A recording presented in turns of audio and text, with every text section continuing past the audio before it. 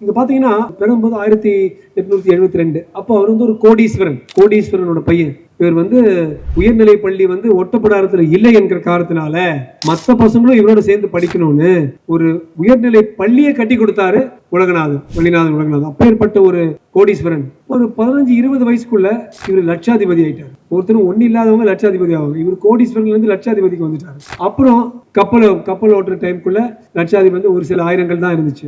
அப்புறம் 1908 சிறையில் அடைக்கிறாங்க. அவர் வெளியில வரும்போது 1912 அதுக்குள்ள ஒரு சல்லி காசும் அவர்கிட்ட இல்ல. அவர் பிசினஸ் அடிச்சு மூடிட்டாங்க. அவர் அந்த லாயர் பிராக்டிஸ் பண்றதுக்கு ஒரு லைசன்ஸ் சரத்து வந்து ரத்து பண்ணிட்டாங்க. சோ லாயராகவும் பிராக்டிஸ் பண்ண முடியல. ஒண்ணுமே இல்லை, ரோட்ல இருக்காரு. 1912 அப்படி இருந்தும் சின்ன பசங்களுக்கு ரொம்ப கம்மியான விலையில தமிழ் கத்து கொடுத்துட்டு ஆங்கிலம் கத்து கொடுத்துட்டு சூலமங்கலமும் கோவில்பட்டியிலும் சென்னையிலும் சுத்திட்டு இருக்காரு. 1928 அவர் இறந்து போறதுக்கு 8 வருஷத்துக்கு முன்னால நிறைய பேர் சேர்ந்து என்னடா ஈஸ்டர்ன் வேர்ல்ட்லயே முதல் தொழில் நிறுத்தம் பண்ணிருக்காரு பாவசிதம்பரம் பிள்ளை, இவ்வளவு பண்ணிருக்காரு, கப்பல் ஓட்டியிருக்காரு, இவர் ஒரு சிலை வைக்கலாமான்னு சொல்லி நிறைய பேர் சேர்ந்து கொஞ்சம் நிதி எல்லாம் சேர்ந்து வச்சிருக்கிறாங்க. இவருக்கு வந்து கூப்பிட்டு கேட்டிருக்காங்க, ஐயா உங்களுக்கு ஆட்சேபம் இல்லைன்னா ஒரு சிலை கட்டலாம், நிறைய காசு சேர்த்திருக்கீங்களா? கொஞ்சம் சேர்த்திருக்கோம் ஐயா, அதெல்லாம் சேர்த்து வச்சு ஒரு சிலை கட்டலாம்.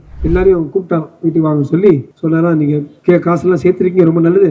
நான் சொல்றேன், எனக்காக சிலையை கட்டாதீங்க, அதுக்கு பதிலாக அங்க இருக்கிற சின்ன சின்ன பசங்களுக்கு ஒரு ஸ்கூலை கட்டுங்க சொன்ன ஒரே மனிதன் பாவு சிதம்பரம் பிள்ளை.